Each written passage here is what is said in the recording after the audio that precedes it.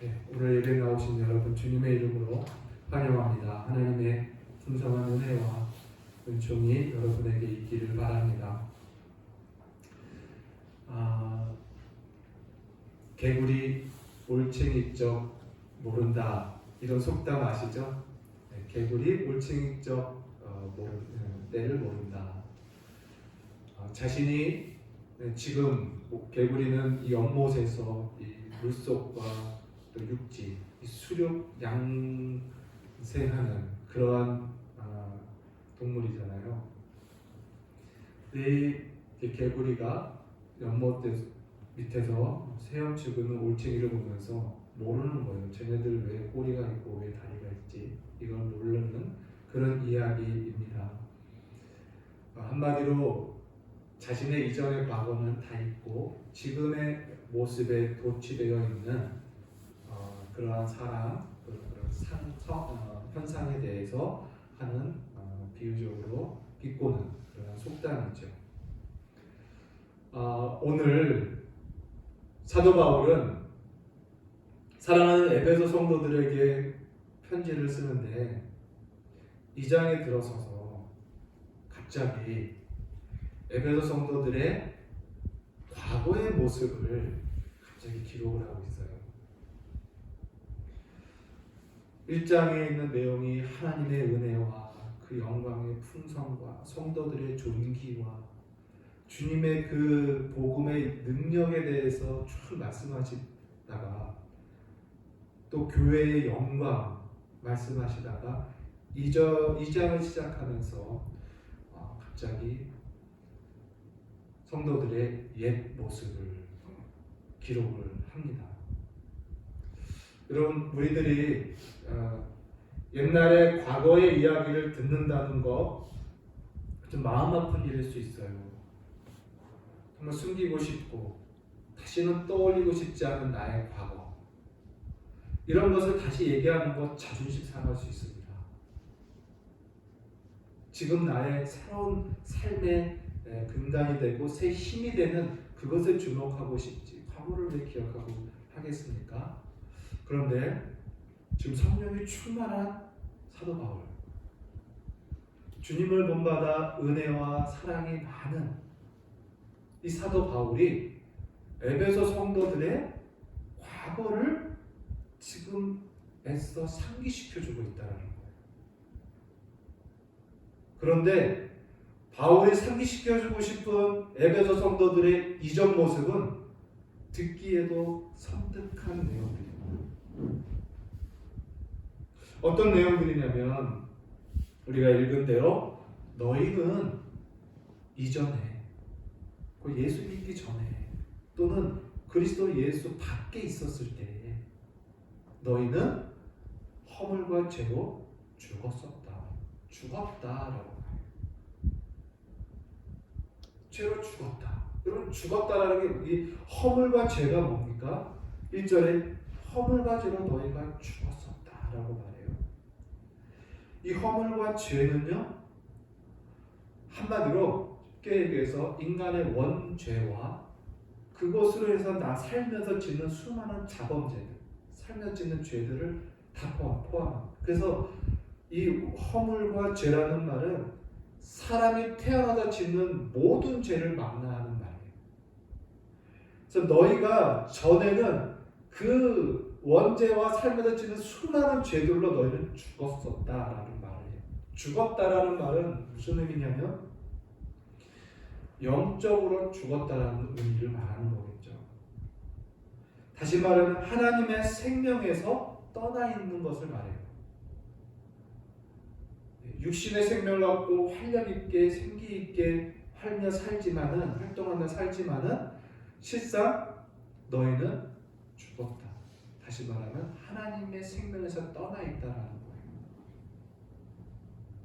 하나님과의 교제, 이것에서 단절된 상태를 말합니다. 하나님으로부터의 분리, 이것을 죽었다라고 말해요. 이사야서에 보면 이 말씀이 잘 기록되어 있습니다. 이사야서에 너희 죄악이 너희와 너희 하나님 사이를 갈라놓았고 너희 죄가 그의 얼굴을 가리어서 너희에게서 듣지 않으시게 하였느니라 라고 말씀해요. 자, 여러분 이 말씀이 뭡니까? 너희 죄악으로 하나님과 우리 사이가 갈라졌다라는 거예요. 분리됐다라는 거예요. 또 뭐예요? 너의 죄가 하나님의 얼굴을 가리었다라는 거예요. 그리고 듣지도 못하게 했다라는 거예요. 이게 무슨 말입니까? 교제를 못하게, 교제가 불가능하게 됐다라는 뜻이죠. 우리가 누군가 만나서 교제하고 관계할 때 어떻게 돼요? 얼굴을 보고 그 얼굴을 통해서 입에서 나오는 말을 서로 듣고 말하면서 소통하면서 관계하잖아요. 근데 죄악으로 이 모든 게 다 단절됐다라는 거예요. 이게 바로 죽어있는 상태라는 것입니다. 하나님과 단절되고 하나님을 떠나 있는 상태, 그것이 죽은 거죠. 이 죽어있는 상태의 증거, 현상들이 무엇이냐? 그게 이제 2절과 3절의 내용입니다. 죽은 너희들은 첫째 어땠냐면 이 세상 풍조를 따랐다 이렇게 말하죠. 이 세상 풍조 2절에 너희가 이 세상 풍조를 따랐다. 여러분 이 세상 풍조가 뭡니까? 이 세상의 모든 가치 체계를 말해요. 이 세상 세속주의를 말하죠. 다시 말하면 세상 풍조는요, 하나님의 진리가 없는 세상의 가치들, 세상의 지식들, 하나님이 없다 하는, 인정하지 않는 그 모든 풍조를 말해요. 하나님을 거부하는 그 모든 지식과 지혜와 가치관들을 말한다는 거죠. 정치든 경제든 사회, 교육, 문화 모든 전반에 걸쳐서 하나님을 인정하지 않는 모든 풍조, 너희가 그것을 따라서 살았다는 거죠. 두 번째로 공중권세 잡은 자를 따랐다라고 이야기를 해요.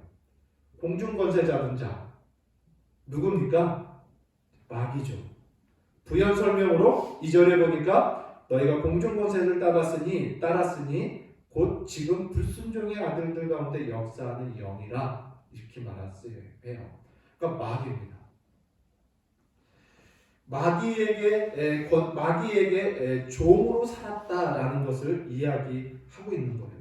다시 말하면 너희가 그리스도 밖에 있을 때는 마귀의 지배를 받았다라는 거예요. 이 지배는 너무나 강력합니다. 주인과 종의 관계예요. 그래서 스스로 벗어날 수 없어요. 지배라는 말은 여러분 뭡니까?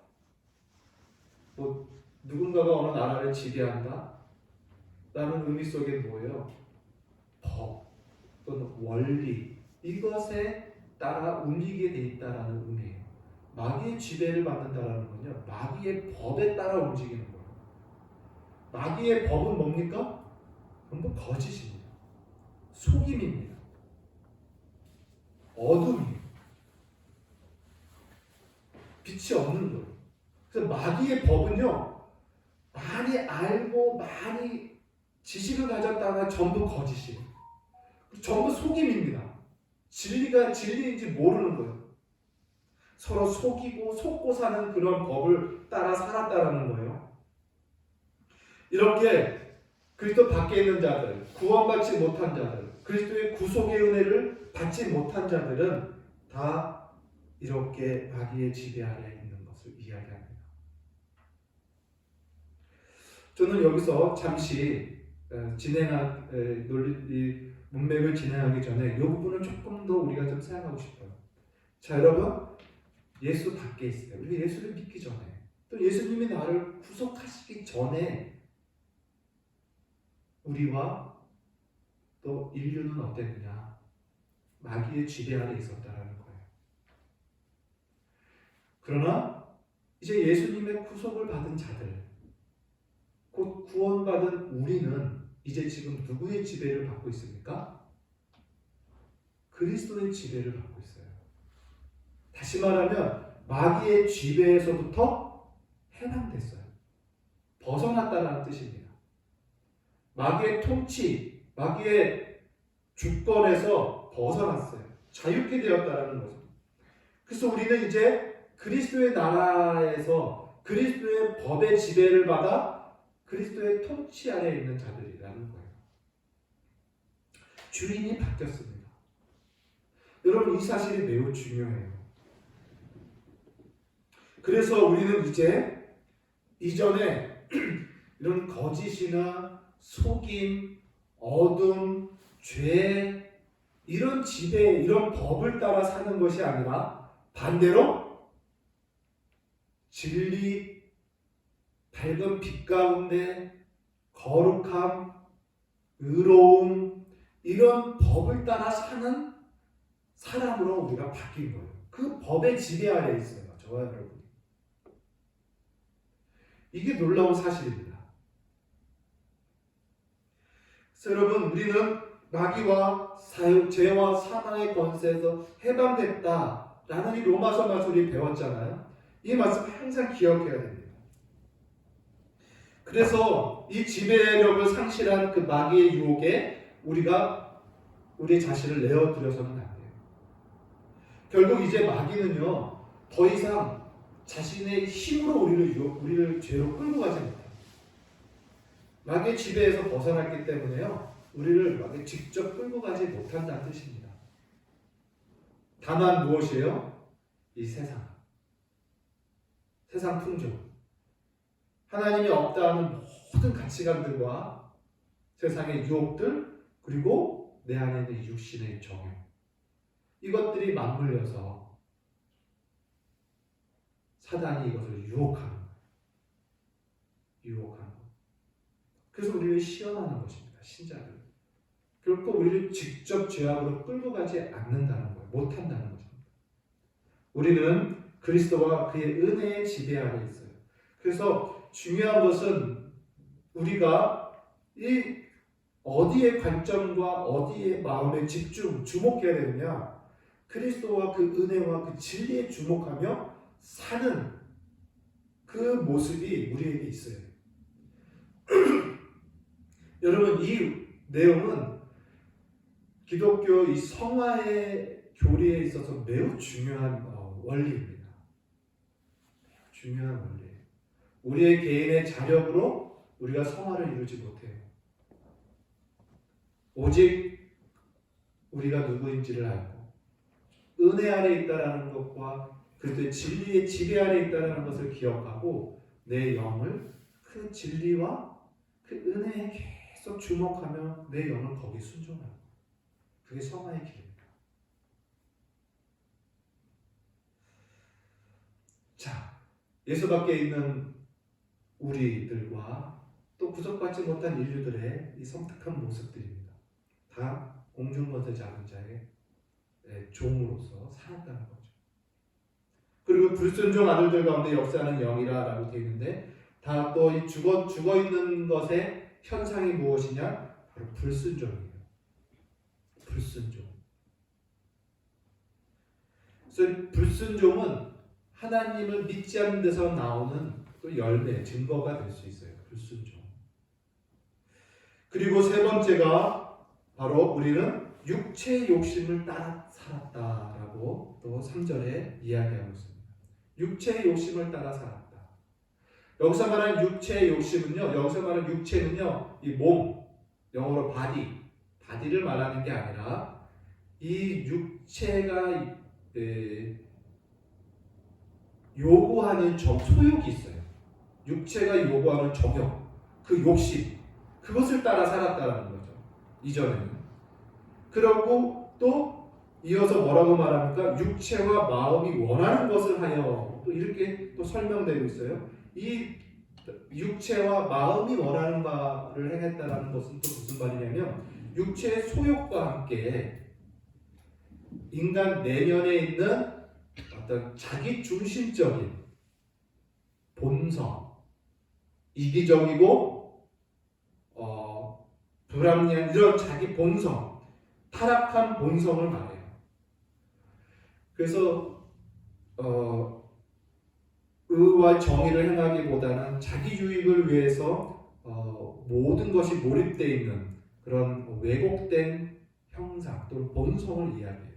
그래서 이전에는 우리는 육체의 소욕을 따라 살고 내 안에 있는 자기 중심적이고 이기적인 이런 욕망에 이끌려서 그것을 원하는 대로 하고자 하는 그런 열성으로 살아갔다. 이 이야기를 하고 있는 것입니다. 여러분, 그리스도 밖에 있는 자들의 모습이 이런 거예요. 안팎으로 다 종으로 잡혀 있는 상태입니다. 마귀와 세상과 내 육신의 모든 것들에 종속되어 사로잡혀서 끌려다니는 자유가 있는 자 같으나 실상은 철저히 종으로서 살아가고 있는 인생에 불과한 것이 그리스도 밖에 있는 우리가 예수 믿기 이전에 우리의 삶의 내용들이었다는 것입니다. 그리고 그 결과가 이제 비참한 진노의 자녀로 살게 됩니다. 자, 여러분, 이쯤 됐을 때 우리는 이런 생각을 할 수 있어요. 예수 믿지 않는 사람들을 봐도 지금 교회 밖에 있는 우리가 교회 오면서도 수많은 사람들을 차 속에서 봤는데 그 예수 믿지 않는 사람들도요, 그들의 움직임이나 활동이나 보면 상당히 생기발랄합니다. 아주 즐겁고 유쾌합니다. 또 그들이 각 자기의 분야에서 얼마나 훌륭한 업적을 남기며 사는지 몰라요. 사람들을 기쁘게도 하고 사람들을 유익하게 하는 인생들을 또 나름대로 보람있게 다 삽니다. 정치인은 정치인으로서, 경제인은 경제인으로서, 체육인이나 또는 예술가나 학자나 다 각자 분야에서 아주 매력 있는 인생을 다 살아가고 있어요. 남들에게 호감을 갖고 정말 인정을 받는, 또 인기를 받는 그런 사람들로 활발하게 살아가고 있습니다. 그러한 사람들을 향해서 당신들은 허물과 죄로 죽은 자들입니다 라고 말할 수 있냐는 거죠. 아마 그렇게 말한다면 매우 불쾌하게 여기고, 심지어 옆에서 그들을 듣는 사람들조차 그렇게 말한 우리들을 향해서 비난을 할 겁니다. 그러나 여러분, 그들이 비록 살아있는 것 같고 생기발랄한 것 같으나 그들의 영혼, 그들의 정신, 그들의 성격, 그 모든 것들은 다 죽어있는 상태예요. 하나님을 떠나 있어요. 하나님을 떠나 있어서 그들의 정신이나 영혼이나 성격, 성품들은요 다 왜곡돼 있어요. 자신의 이기성에 붙잡혀서 그것을 나타내는 데 불과한 거예요. 그들은 눈이 있지만 그리스도의 영광을 보지 못합니다.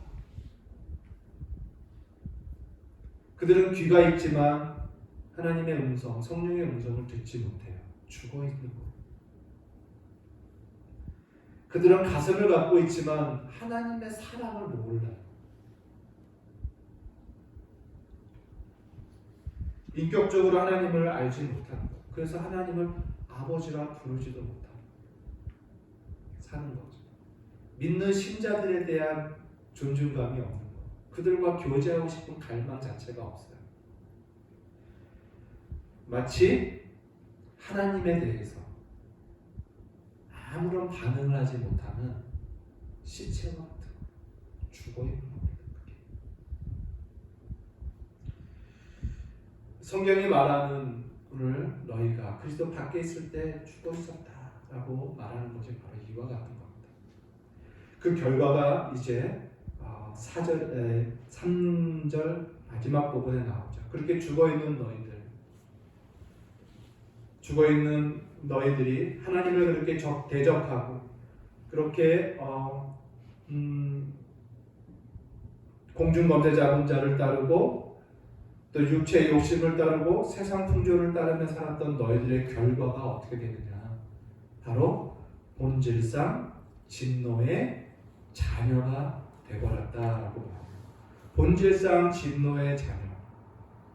여러분, 이 말은요 아마도 세상 누구든 간에 이 말을 들으면 가장 불쾌하고 적대감을 갖게 하는 말 중에 하나라고 생각해요. 본질상 진노의 자녀다. 이 말이 뭡니까? 우리 쉽게라기보다는 우리가 미국 드라마나 영화를 보면 미국이 제일 심한 욕이 뭐예요? 지옥에나 떨어져요. 이게 가장 심한 욕이잖아요. 여러분, 오늘 너희는 본질상 진노의 자녀였다라는 말이 그와 같은 거예요. 본질상이 뭡니까? 본질상. 근본적으로 하는 뜻이에요.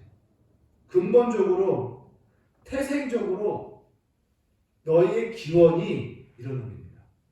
너희의 기원이 진노의 자녀라는 거예요. 진노는 뭐예요? 멸망이죠, 멸망.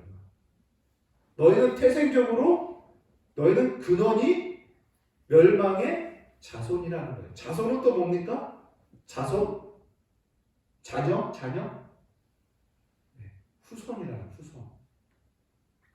그러니까 아담이 범죄한 비참함을 우리가 잘 알고 있죠?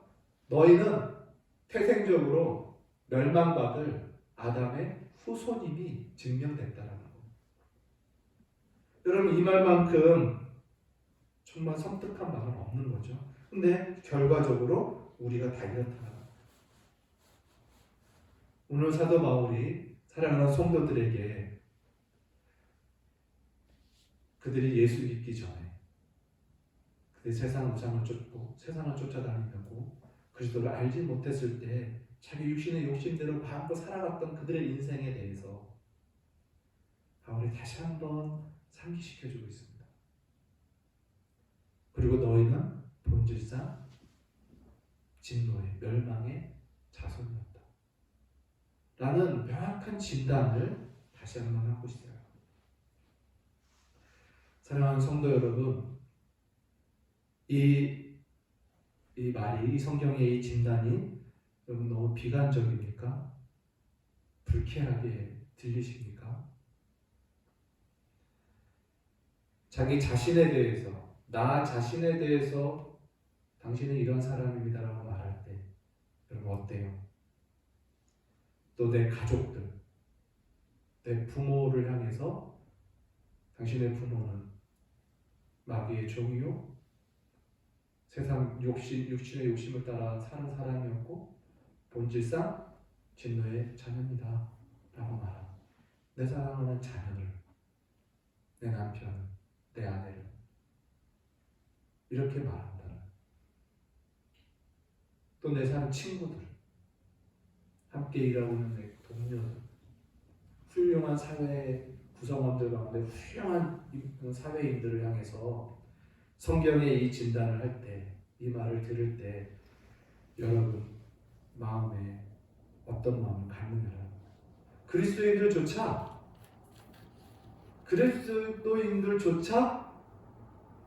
이 말을 불편하게 듣는다는 겁니다. 자기 자신에 대해서, 가족에 대해서, 자기 친구에 대해서, 회사 동료들에 대해서, 교회가 이렇게 말하는 걸 불편해합니다. 그러나 사도 바울은 이것을, 사랑이 많은 사도 바울은 에베소 성도들에게 이것을 부득불 다시 상기시켜 주는 겁니다. 왜 그런가? 이유가 뭔가? 그들에게 이렇게 생각하게 하는 것. 아, 맞다. 그래, 우리는 그랬어. 우리가 주님의 은혜로 구속받기 전에는, 구속받지 못했을 때 우리는 이렇게 비참했어. 이렇게 참담했었어. 라는 것을 다시 한번 알려주는 겁니다. 왜 그러냐? 그래야 이런 우리가 전에 이랬는데 이제 지금은 주님의 은혜로 우리가 거룩하고 의롭고 생명을 얻은 모든 죄사함에서 저주에서 해방된 존귀한 신자가 되었구나, 하나님의 자녀들이 되었구나라는 것을 진실로 다시 한번 감사하고 이것이 얼마나 큰 은혜인가를 다시 한번 알게 해주기 위해서 사도 바울이 이렇게 기록을 한 겁니다.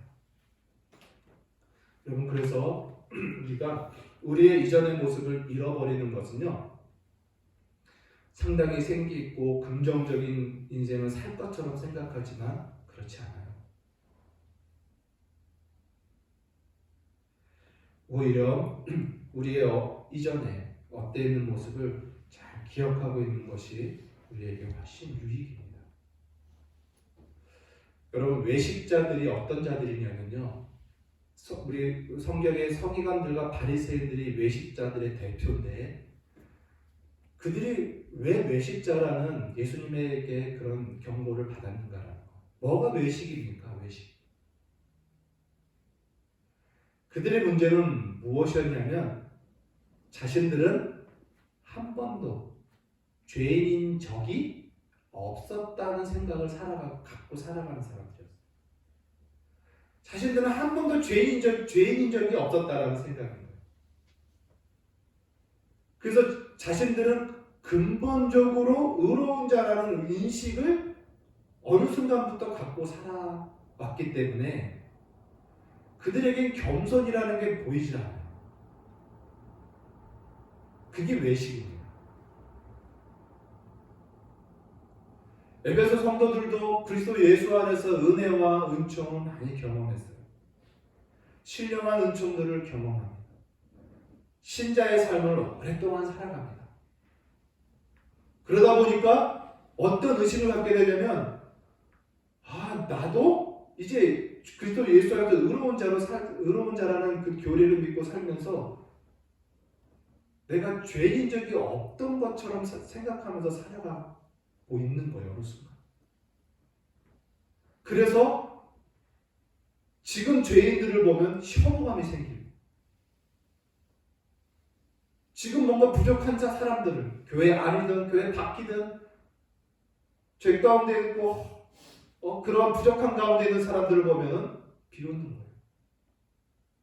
정죄하고 욕하고 비난하는 겁니다. 어느 순간부터 내가 죄인 적이 없었던 자처럼 그렇게 살아가는 모습이 있어요. 여러분, 이것은 위험해요.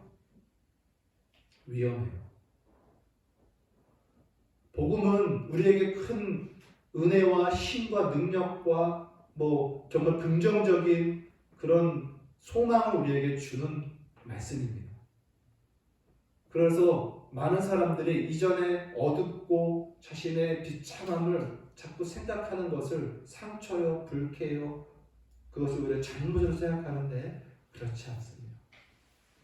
오늘 사도 바울은 성도들의 이전 모습을 다시 한번 그 섬뜩한 모습을 기억하게 함으로 지금 내가 받고 있는 은혜가, 내가 받은 하나님의 사랑이 얼마나 놀라고 큰 것인지를 다시 한번 상대적으로 비교하며 그 감격 가운데 살도록 인도하는 것입니다.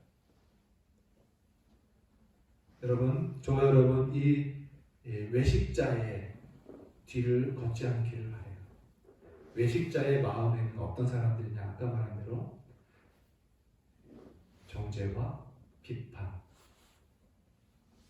비난, 구별 이런 마음이 많아요. 여러분, 이제 이후에 이러한 우리들을 이제 하나님은 어떻게 대하느냐고 그러죠.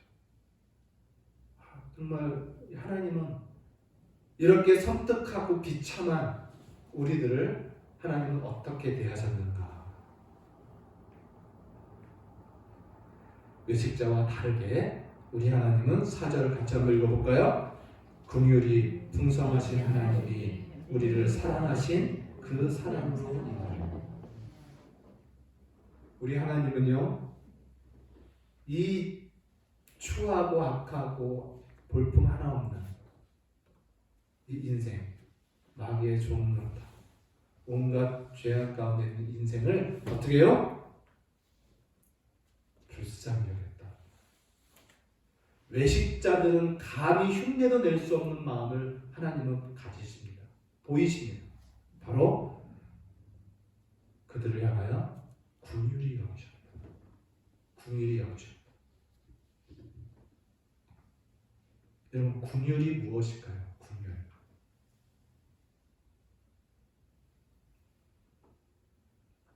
긍휼은 그러한 자들에 대한 정죄를 갖지 않는 것, 그들을 비난하고 욕하고 비웃지 않는 거예요. 미워하지 않는 겁니다. 탓하지 않고 멸시하지 않고 그들을 떨쳐버리지 않는 것, 이게 긍휼입니다. 그들에게 실망하지도 않는 것, 이게 긍휼이에요. 하나님은 이 섬뜩한 우리들을 그대로 용납하십니다. 그리고 포기하지 않고 수용하십니다. 이게 긍휼이에요. 그래서 여러분, 긍휼은 그냥 그 사람의 어려움에 눈물 좀 흘리고 공감해주고 하는 게 긍휼 아니에요. 긍휼은 공감 이상입니다. 긍휼은 그 사람을 위해서 내가 희생하기로 작정하는 거예요. 이게 긍휼입니다. 왜냐? 그에게는 그 상대방에게는 바랄 수가 없어요. 뭔가를 바랄 것이 없어요. 여러분, 이 비참 가운데 있는 자에게 뭘 바랄 수 있겠습니까? 마귀의 종에 매여서 이렇게 처참하게 살고 있는 인생에게 하나님 뭘 기대하시겠습니까? 기대하지 않아요.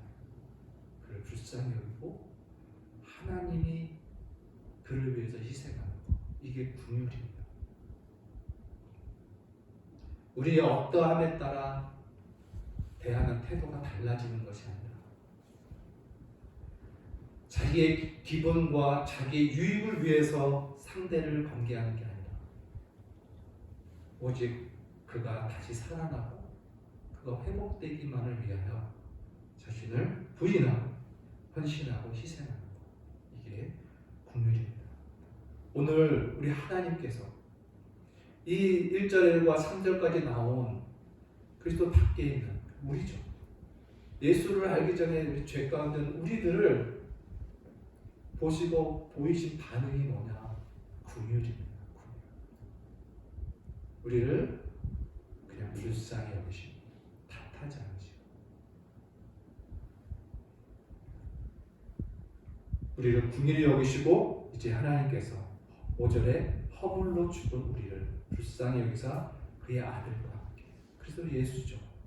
십자가에 죽이시고 그와 함께 다시 살리고 죽은 우리를 살리시고 6절에 또 함께 일으키사 죽어있는 자를 일으킵니다. 그리고 하늘에까지 올리십니다. 끌어올려서 죽은 자를 살리시고 누워 무력한 자를 일으키시고 지옥 저 멸망의 저 바닥에 떨어져 있는 자를 끌어올려서 가장 높은 하늘 하나님 우편에 그리스도와 함께 앉히신 겁니다. 긍휼이 풍성하신 하나님이 우리를 이렇게 아무 조건 없이 값없이 우리를 위해서 독생자를 희생하면서까지 사랑하신 겁니다. 사도 바울은 이 은혜를 이야기하고 싶은 거예요. 하나님의 이 큰 은혜, 그의 하나님의 긍휼, 우리 인생과 같지 않은 하나님의 마음을 지금 말하고 있습니다. 그러면서 이렇게 가르쳐. 그러니 너희가 하나님의 이 큰 긍휼과 사랑을 받았으니 이제 너희가 어떻게 해야 하는가라는 것을 가르쳐 줍니다. 세 가지인데요. 첫 번째 7절 말씀입니다. 이는 이렇게 하심은 그리스도 예수 안에서 우리에게 자비하심으로써 그 은혜의 지극히 풍성함을 오는 여러 세대에 나타내려 하시니라. 하나님께서 하나님의 이 풍성한 은혜를 우리에게 보이심은 이 은혜를 오고 가는 모든 세대에게 증거하게 하기 위함이다. 근데 이 말은요, 전도하게 하셨다라는 말도 되지만 그것보다 어떤 의미가 있냐면 신자라는 존재 자체가, 그 비참했던 자가 지금은 존귀한 신자의 그 영예를 갖고 살아가는 것 자체가, 그 존재 자체가 하나님의 은혜의 지극히 풍성함을 드러내고 있다는 것, 그걸 이야기하고 있어요. 그래서 신자의 증거, 신자의 향기 그 자체가 하나님의 은혜를 나타내고 있다. 이 이야기를 하고 있는 거죠. 결국 어떤 향기며 어떤 증거일까요? 겸손이에요. 겸손. 그리고 두 번째는 9절입니다. 두 번째 우리에게 요구하시는 건 뭐냐? 8절과 9절인데 너희는 그 은혜에 의하여 믿음으로 말미암아 구원을 받았으니 이것이 너희에게서 난 것이 아니요 하나님의 선물이라. 행위에서 난 것이 아니니 이는 누구든지 자랑하지 못하게 하리라. 두 번째는 우리로 자랑하지 않게 하시기 위해서. 자랑하지 말아야 됩니다. 이 구원이라는 것, 신자가 된 것은요 오직 은혜입니다. 그러니 이것을 자랑해서는 안 돼요. 복음은 자랑하되 구원받은 내 자신을 자랑하는 거예요. 내 자신을 높이는 거예요. 아까 말한 외식자가 되지 말라는 거예요. 난 이제 죄사함 받았어. 난 의로운 사람이야. 아유, 여전히 죄 가운데. 아, 저 살인자. 아, 저 사기꾼.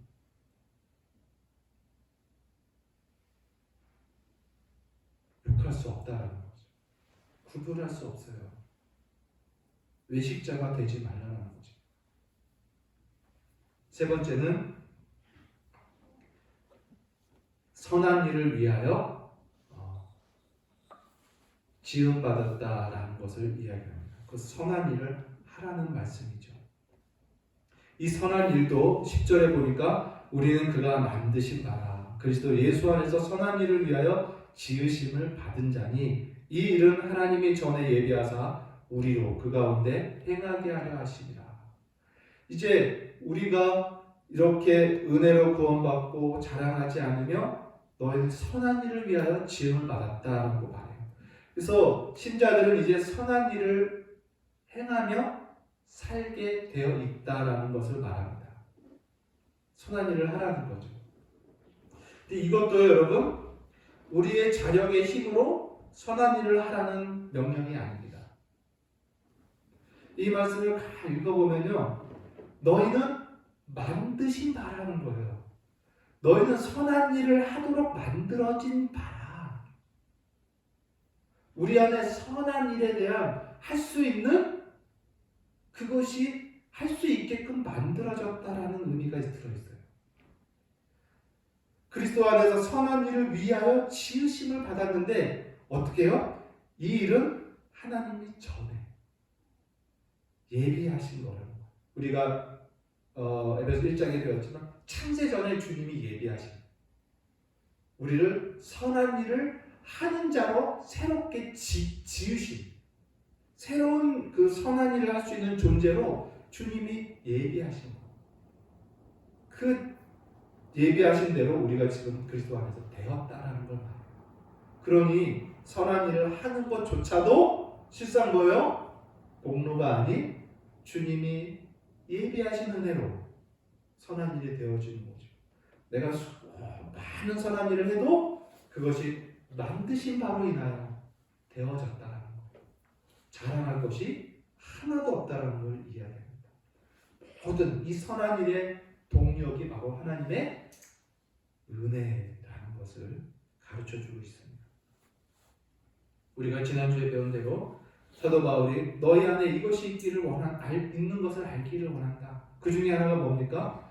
그의 힘의 위력으로 역사하심 따라 믿는 너희 가운데 베푸신 하나님의 능력이 얼마나 크신지를 알기를 원합니다. 여러분, 우리는 그렇게 만드신 바예요.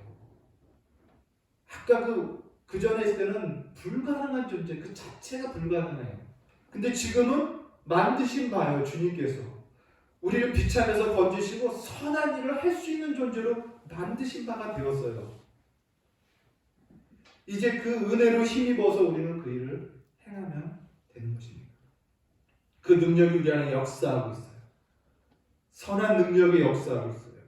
사도 바울은 말씀합니다. 착한 일을 시작하시니가 끝날까지 다 이루시리라. 선한 능력이 우리 가운데 있습니다, 여러분. 이것을 우리가 의지하고 믿음으로 나아가는 거죠. 이런 말씀을 맺습니다. 사도 바울이 오늘 읽자. 사도 바울이 성도들의 그 이전의 과거의 모습을 다시 한번 상기시키면서 신자들에게 경고와 은혜에 붙잡히게 하십니다. 여러분, 이것은 우리에게 큰 유익이 있어요. 우리 외식자가 되서는 안 됩니다. 교만한 자가 되서는 안 됩니다. 더 겸손하고 내가 누구인지 알고 내가 받은 은혜의 무궁화가 질기 크니 무엇인지 늘 기억하고 놀라운 내가 선한 일을 행할 수 있도록 지음받은 이 사실을 늘 기억하면서 우리가 살아가는 것. 그래서 여러분, 과거를 잊는 자는 망한다 라는 말처럼 우리도 우리의 옛 모습을 잊어서는 안 돼요. 거기에 빠질 필요는 없지만 마치 죄진 적 없는 자처럼 그렇게 살아서는 안 된다는 것. 이 말씀을 하고 마치겠습니다. 예수님께서 천국잔치 비유를 하신 적이 있어요. 천국잔치. 잔치를 베풀어 놓고 손님들을 초대했는데 오는 자들이 없어요. 그러니까 이 잔치 베푼 주인이 종들을 향해서 길거리 가서 보는 사람들마다 다 초대하라 하죠. 그래서 종들이 나가서 길거리에 나가서 만나는 사람들마다 다 잔치에 초대합니다. 주인이 이제 잔치가 한참 진행될 쯤에 주인이 나가서 보지요. 하객들을 이렇게 보는데 거기에 한 사람이 눈에 띄어요. 그 사람은 예복을 입지 않고 왔대요. 그리고 저는 주인이 가서 너희는 왜 예복을 입지 않았습니까? 그가 아무 말도 못하니까 종들을 불러서 끌어내고 어두운 곳에 내쫓아서 이를 가리라 이렇게 말씀하죠. 여러분, 그가 입지 못한 예복이 무엇입니까? 또 그가 입고 있는 옷은 무엇이었습니까? 예복은, 그가 입지 못한 예복은 그리스도의 은혜의 옷입니다. 은혜의 옷. 모든 것이 은혜라는 이 은혜의 옷을 입지 못한 거예요. 그가 입고 있는 옷은 무엇일까요? 여러분 만약에 가족 결혼식이 있다. 무슨 옷 입고 가십니까? 자녀의 결혼식 무슨 옷 입고 가십니까? 친구의 결혼식, 친척들의 결혼식에 여러분 어떻게 하고 가셔요? 행세를. 아무거나 입고 갑니까? 아니죠. 잘 차려입고 갑니다. 오랜만에 새 옷을 꺼내 입고 갈 거예요. 그 사람도 자기가 가지고 있는 가장 좋은 옷을 입고 갔을 거예요. 잔치집에. 그러나 소용없어요. 여러분, 천국은요, 자신이 꾸려놓은 이 자신이 가장 아끼고 있는 화려한 옷을 입을 필요가 없어요. 자신이 신앙생활하는 가운데 해졌던 이력, 자기의 경력, 그리고 자신의 희생, 봉사의 이력, 그 옷으로 잘 꾸며갖고 입어봤자 누더기에 불과해요. 쫓겨나는 거예요. 천국에는 내 옷이 아닌, 내가 살아오면서 만들어온 내 옷이 아닌 그리스도 예수의 은혜의 옷을 받아 입고 들어가야 천국 잔치에 영원히 있는 거예요. 오늘 우리가 읽었던 이 말씀이 그 은혜가 얼마나 큰지를 우리에게 가르쳐 줍니다.